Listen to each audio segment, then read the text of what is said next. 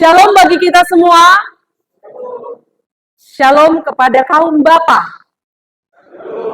Shalom kepada kaum Ibu. Shalom untuk pemuda-pemudi. Terpujilah Tuhan. Ada pantun yang mengatakan Bapak Ibu pergi ke taman, memetik melati, harum semerbak di pagi hari. Biasanya ada kata cakep ya.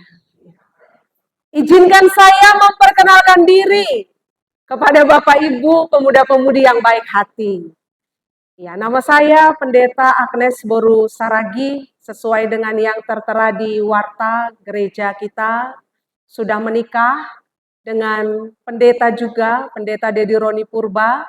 Saya melayani di kantor Sinode dan suami saya melayani di GKPS, Resort Setia Negara, Jalan Viata Yuda, Rindang, sekitarnya. Dan sudah memiliki 2 orang anak, yang paling besar kelas 5 SD dan yang paling kecil kelas 1 SD.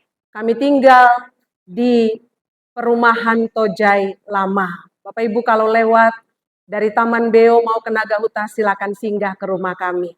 Itulah perkenalan singkat Bapak Ibu, karena ada istilah yang mengatakan tak kenal maka kenalan. Kalau sudah kenal maka bolehlah bersayang-sayangan. Ya, Bapak Ibu pemuda-pemudi yang dikasih Tuhan, saya percaya setiap hari adalah anugerah. Setiap hari adalah kesempatan untuk memiliki hidup yang lebih baik. Maka ketika Tuhan memberikan kesempatan kepada kita untuk beribadah di tempat ini, itu artinya Tuhan sedang berproses mengerjakan sesuatu yang baik dalam hidup kita. Amin. Jemaat Tuhan, mari kita mengingat sejenak bagaimana keadaan dunia pada saat ini. Sadar atau tidak, sekarang kita hidup di tengah-tengah dunia yang mengalami banyak sekali krisis. Ada krisis keadilan, krisis kasih sayang, krisis spiritual, dan banyak krisis lainnya. Krisis itu bisa terjadi di rumah kita. Krisis itu bisa juga terjadi dalam diri kita atau dalam diri orang-orang di luar dari kita. Bahkan krisis itu juga bisa terjadi di lingkungan sekitar kita. Bapak Ibu pemuda-pemudi di tengah-tengah dunia yang tidak baik-baik saja, Tuhan tidak pernah berhenti menyatakan pemeliharaan dan penyertaannya kepada kita semua. Ini janji Tuhan yang kita terima sampai detik ini. Ketika Dia menyatakan Providentia Dei, pemeliharaannya. Dan pemeliharaan itu kita terima melalui pewartaan firman Tuhan pada saat ini.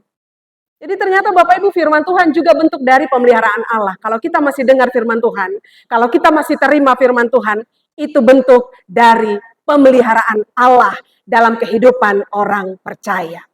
Firman Tuhan pada saat ini berbicara tentang kerajaan sorga. Kita tadi sudah baca. Mulai dari ayat 31 sampai 33, lompat lagi ke ayat 44 sampai ayat 52.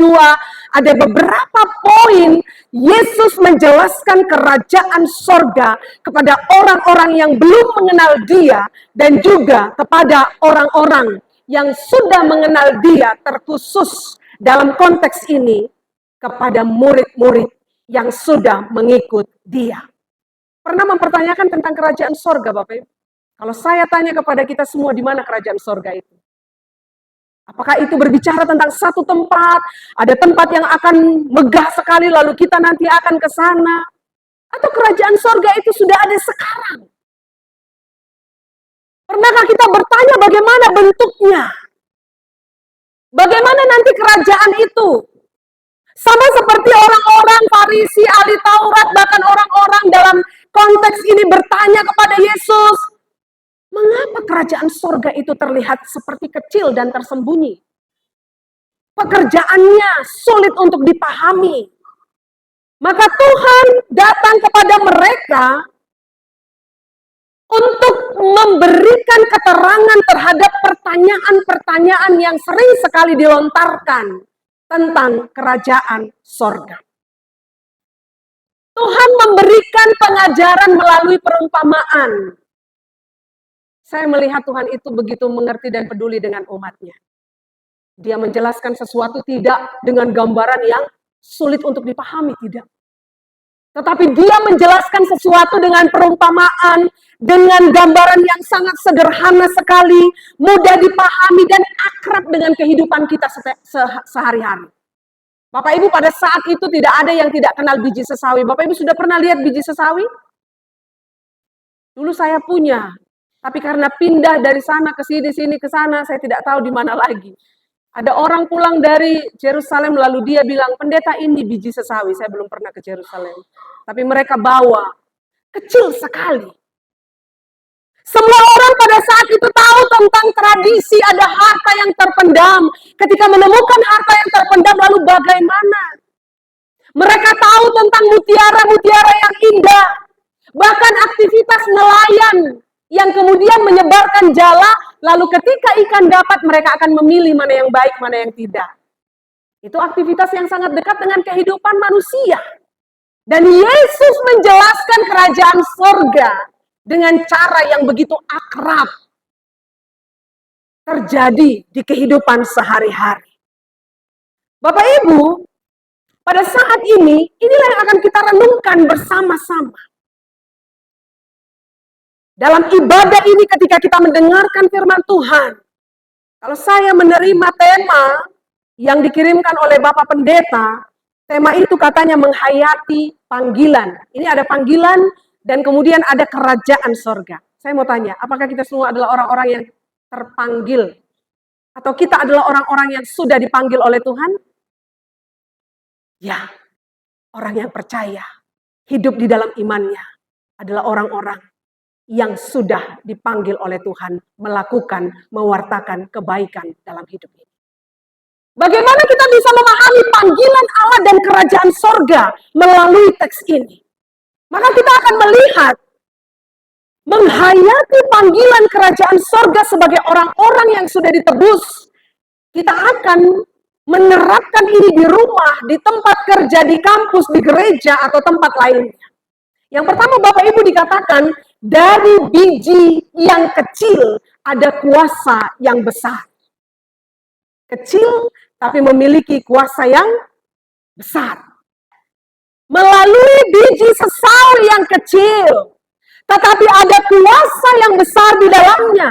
Pada ayat ini Tuhan Yesus menggunakan biji sesawi yang kecil, tumbuh besar, namun kemudian setelah tumbuh besar ada burung-burung yang bersarang di pohon tersebut.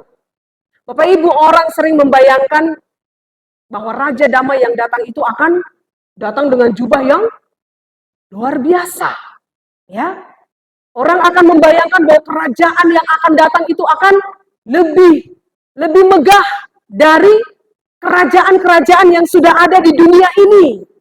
Bahwa Yesus datang akan menggunakan seperangkat kuda perang atau dengan pedang yang sangat luar biasa.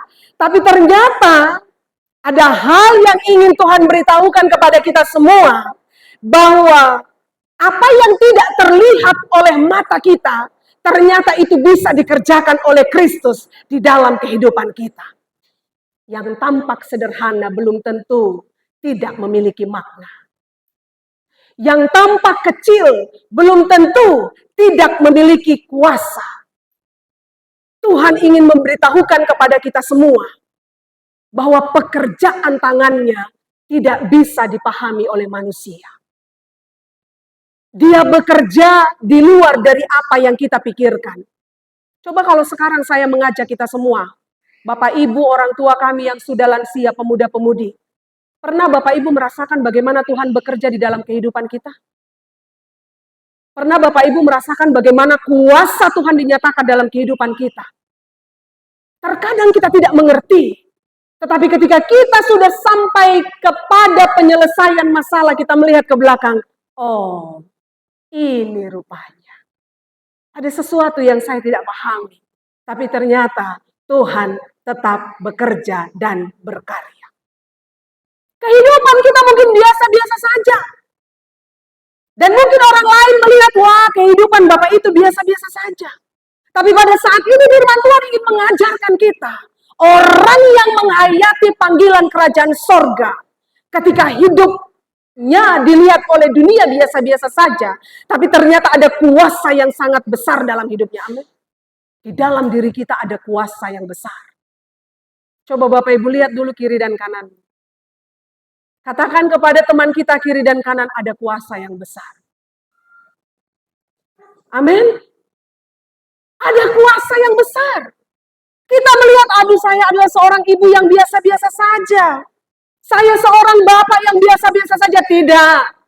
Tuhan bilang, orang yang hidup di dalam panggilannya akan mengalami kuasa. Ingat apa yang dilakukan Daud ketika dia berperang dengan Goliat? Apa yang dibawa Daud, Bapak Ibu? Apakah dia membawa pedang? Dia membawa kereta kuda dengan perlengkapan prajurit yang hebat? Oh tidak. Bayangkan, Daud masuk ke dalam arena peperangan, orang-orang mencemooh. Oh, Tuhan yang bagaimana? Yang dipercayai oleh Daud. Dia hanya membawa batu yang kecil. Tapi bayangkan, Daud tidak membutuhkan pisau, atau dia tidak membutuhkan pedang, dia tidak membutuhkan senjata yang luar biasa mengalahkan Goliat. Tapi batu yang kecil Tuhan bisa pakai untuk memenangkan sebuah pertarungan. Ini hal yang luar biasa. Kita sering sekali merasa kecil ketika melayani Tuhan. Sering begitu Bapak Ibu, takut salah. Nanti salah dimarahin. Salah jadi bahan ejekan. Padahal kita semua sama-sama belajar di dalam hidup ini. Kita sering sekali takut gagal menjadi seorang ibu. Kita sering sekali takut gagal menjadi seorang bapak, menjadi seorang anak. Tapi Tuhan mengatakan ketika engkau menghidupi panggilan kerajaan sorgawi itu, di dalam iman dan kebenaran, maka pada saat itu kamu tidak berfokus untuk melayani manusia. Tetapi yang kamu lihat adalah Tuhan yang telah mengutus kita untuk melayani Dia. Bapak Ibu, di tangan Tuhan sesuatu yang kecil bisa menjadi besar. Kalau kita boleh mengingat lagi, Yesus lahir di mana? Yesus lahir di kota mana, Bapak? Kota Bethlehem. Bethlehem itu katanya kota yang kecil. Bayangkan, dia tidak memilih sesuatu yang besar, karena dia sudah besar. Dia memilih kota Bethlehem, kota yang kecil. Lalu kemudian dari situlah perjalanan keselamatan itu kembali dilakukan untuk menyelamatkan orang-orang yang berdosa. Dari Bethlehem menuju seluruh dunia, Allah menyatakan kerajaannya di bumi ini. Masa lampau, masa kini, dan masa yang akan datang. Lalu kemudian Bapak Ibu yang kedua, kita melihat pada ayat yang ke-33. Setelah Yesus menjelaskan tentang biji sesawi, dia kemudian mengangkat ada ragi. Ada yang sudah pernah Ibu membuat donat, Ibu? Memerlukan ragi, dia akan mengembang dengan sempurna, begitu ya? Atau membuat adonan kue apapun. Tapi kemudian di tempat ini, Tuhan ingin mengatakan bahwa kerajaan sorga tidak hanya berbicara tentang nanti di sana. Tapi kerajaan sorga itu berbicara tentang sekarang di sini. Di sini kita mengalaminya, kita merasakannya, dan kita hidup di dalamnya. Itu yang ingin Tuhan katakan kepada kita. Dalam Lukas, Yesus pernah mengatakan, sebab sesungguhnya kerajaan Allah ada di antara kamu. Kerajaan Allah ada di dalam kamu. Bapak Ibu, saya boleh minta tolong Bapak Ibu senyum dulu sama teman kita kiri dan kanan. Kasih senyuman yang paling ikhlas. Senyuman yang paling ikhlas gitu ya. Sudah dikasih? Bapak Ibu lihat senyum Bapak Ibu yang ada di sini bagaimana senyumnya? Senyum penuh sukacita. Ini tanggal berapa Bapak Ibu? 26, ada senyum jatuh tempo di sini. Atau ada senyum penderitaan. Saya ingin katakan, senyum itu sederhana bukan? Kita tersenyum, itu hal yang sederhana. Tapi orang bisa lihat kerajaan sorga melalui senyum Bapak Ibu. Ketika Bapak Ibu memberikan senyum yang tulus kepada siapapun, itu artinya kita bisa merasakan kerajaan sorga di tempat ini. Di rumah, dimanapun kita berada, kita tidak tahu. Dari tempat ini saya melihat ada wajah-wajah yang penuh dengan sukacita.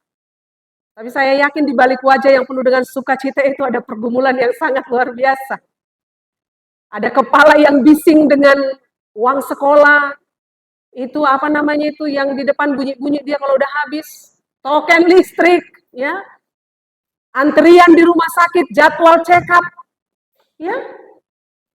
Kepala kita dipenuhi dengan sesuatu hal yang banyak sekali.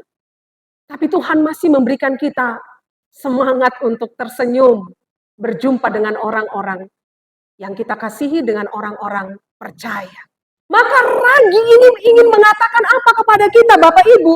Cara kerja ragi itu tidak di luar, ya.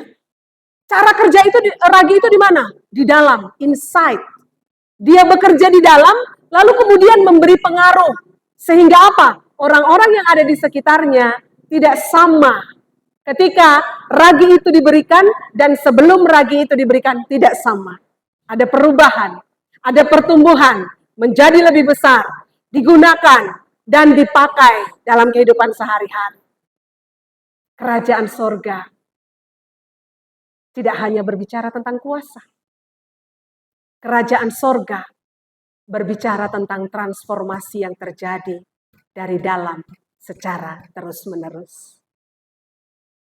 Pertanyaannya Bapak Ibu, apakah kita mau hidup dibentuk dan diubahkan oleh Tuhan setiap hari? Saya tahu ini pertanyaan yang berat. Karena apa? Karena setiap hari kita dibentuk dan diubahkan oleh Tuhan. Bayangkan kalau minggu ini Tuhan bilang, baru ginting, gitu ya. Marga Tarigan, minggu ini saya akan mengajarkan kamu tentang kesabaran. Maka apa? Kita akan diperjumpakan dengan orang-orang yang imut-imut sampai yang amit-amit. Wah, dia ngomong, kita sakit hati. Nengok mukanya, kita langsung, aduh gimana sih, gitu. Oke. Tuhan bilang, aku ingin membentuk dan mengubahkanmu. Kerajaan sorga itu berbicara tentang transformasi yang terjadi dalam diri seseorang. Ketika Tuhan ingin mengajarkan kita tentang sebuah pengampunan, Dia menghadirkan orang-orang yang melukai hati kita. Lalu saat kita berjumpa dengan luka, amarah, dendam, dan kita berani untuk mengampuni, pada saat itu kita belajar tentang sesuatu hal yang besar di dalam kerajaan sorga. Ketika Tuhan ingin mengajarkan kita tentang keikhlasan, ada orang-orang atau yang berharga yang hilang. Maka memang benar Bapak Ibu, kerajaan sorga itu ada di sini dan sekarang kita rasakan di dalam hidup kita, tidak jauh-jauh. Jadi Bapak Ibu, Henry Nouwen pernah mengatakan demikian dalam tulisannya. Melalui pengalaman dalam pelayanannya, dia mengatakan, pelayanan yang sering berbuah bukan dari panggung yang besar.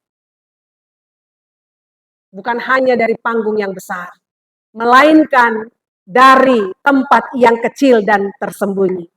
Siapa di sini inang yang sering berdoa di kamar, di dapur, di kamar mandi, dimanapun, di rumahnya? Ya. Tidak melulu soal panggung yang besar, tetapi di rumahmu, Bapak Inang, pemuda-pemudi, di kamarmu, ketika tidak ada satupun yang melihat, tapi engkau tetap berdoa di sana. Itu adalah ragi kerajaan sorga. Saya bulan 9, 1 tahun di Siantar ini, Bapak Ibu. Tempat pelayanan kami sebelumnya, saya suka sekali menulis doa-doa yang saya naikkan kepada Tuhan. Dalam pelayanan saya sebelumnya ada beberapa keluarga yang saya doakan secara khusus. Mereka yang belum memiliki keturunan. Dan saya sangat bersyukur ketika melihat bagaimana mereka menerima jawaban doa.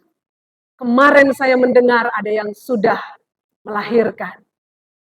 Bulan lalu saya mendengar ada yang sudah melahirkan. Setahun yang lalu, 2 tahun yang lalu kami menangis bersama.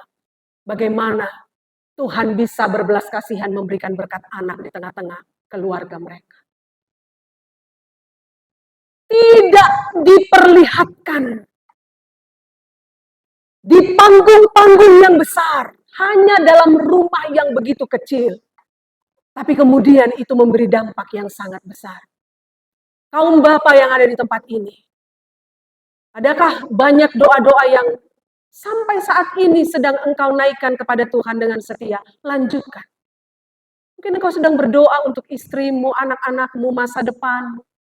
Atau kaum ibu, adakah sampai saat ini doa-doa yang mungkin sudah engkau lupakan ya?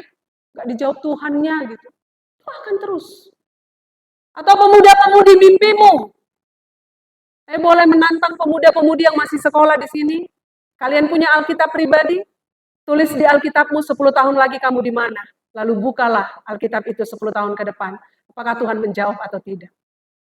Di dalam iman, kepercayaan yang terus tunduk kepada ketetapan Tuhan. Tidak berhenti.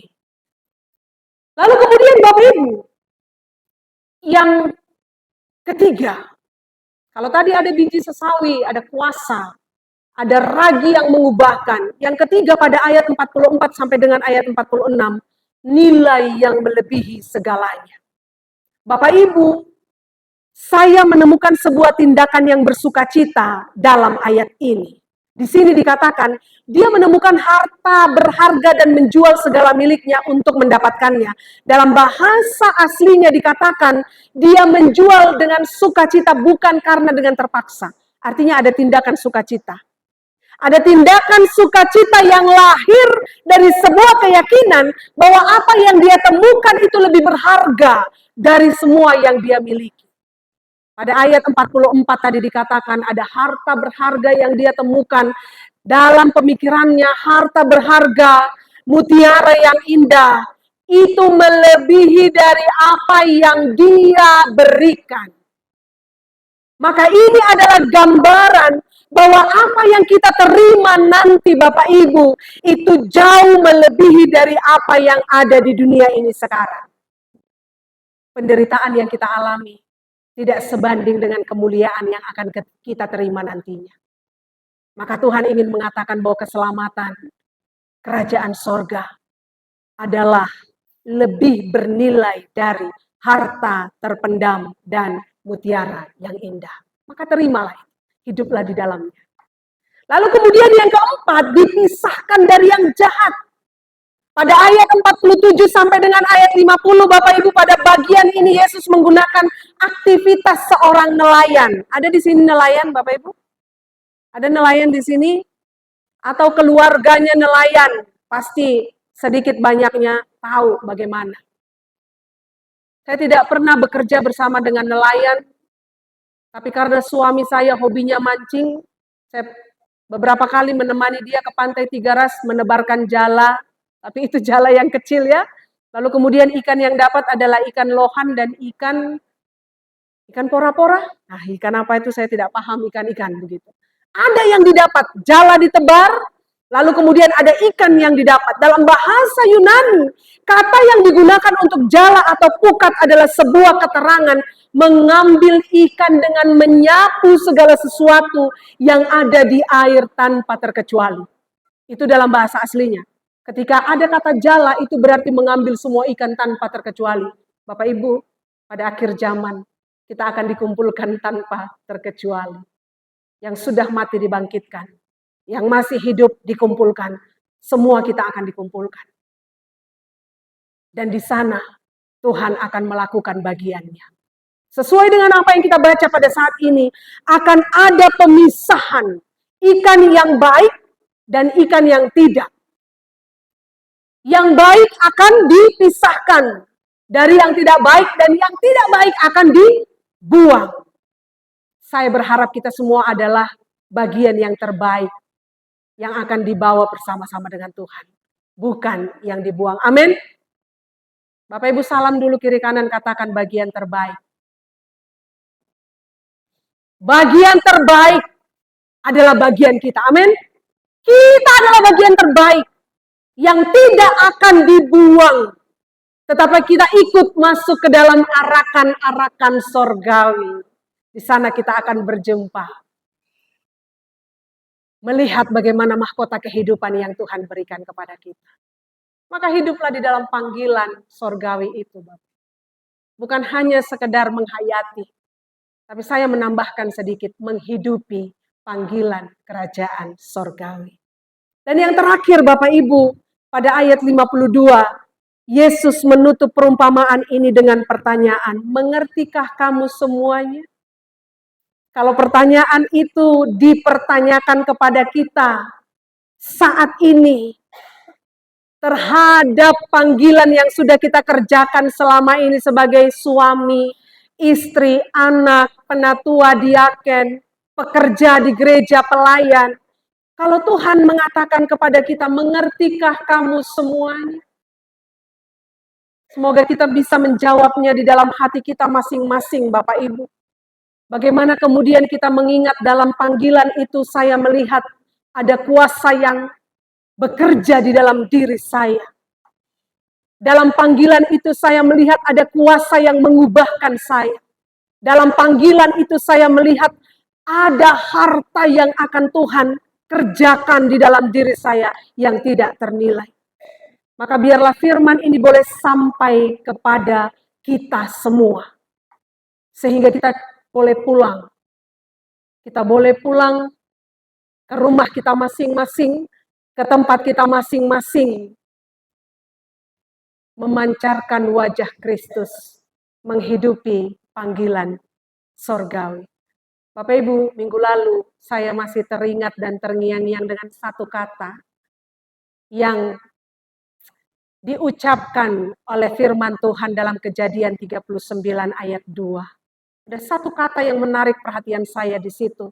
Kejadian 39 itu bercerita tentang Yusuf di rumah Potifar. Tuhan bilang apa? Yusuf, aku menyertai engkau dan membuat hidupmu berhasil. Saya fokus kepada kata berhasil. Bapak Ibu, kalau saya tanya, Ibu mau berhasil, Bapak mau berhasil, anak-anak mau berhasil, ya jawabannya semua pasti mau hidup yang berhasil. Tapi ternyata saya mau bagikan sedikit supaya kita tetap menghidupi panggilan kita. Ternyata kata berhasil itu Bapak Ibu bukan sesuatu yang diukur dari materi. Dalam bahasa Ibrani, bahasa aslinya, kata berhasil itu disebut salak. T-S-A-L-A-C-H.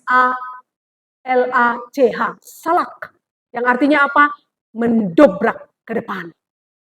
Menerobos ke depan. Luar biasa.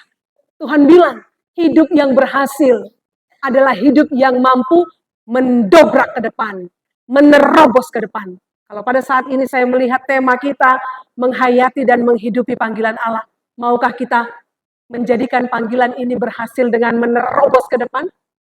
Segala sesuatu yang mungkin menurut kita, susah kali pendeta. Susah kali pendeta. Tapi pada saat ini, saya ingin mengajak kita semua Bapak Ibu, mari letakkanlah salak itu. Kata berhasil itu. Menerobos ke depan, mendobrak ke depan segala sesuatu ketidakmungkinan yang kita hadapi dalam panggilan kita. Jadi panggilan ini bukan hanya sekedar pelayan, istri di keluarga, anak di rumah, suami juga, mendobrak. Bapak Ibu boleh kita angkat tangan kita sama-sama? Seperti ini? Boleh? Tapi jangan lemah. Saya mau sekuat tenaga seperti Yusuf yang pada saat itu berjuang dengan luar biasa. Sudah? Mari kita sama-sama katakan, mendobrak ke depan. Menerobos ke depan. Pemuda-pemudi ikuti saya. Dobrak kebalasan. Amin. Bapak Ibu mendobrak segala luka.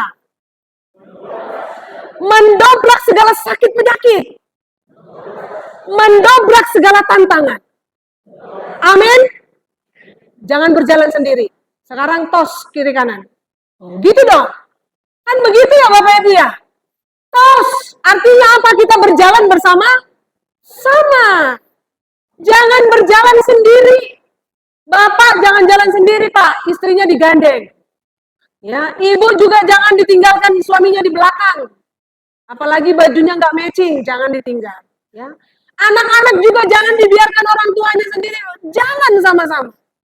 Gereja yang sesungguhnya adalah gereja Ecclesia Domestika, gereja rumah tangga. Maka mari berjalan bergandengan tangan, menerobos ke depan, menghidupi panggilan yang sudah Tuhan berikan dalam hidup kita. Amin. Bapak Ibu, kami berikan waktu kepada kita semua untuk bersaat teduh sejenak.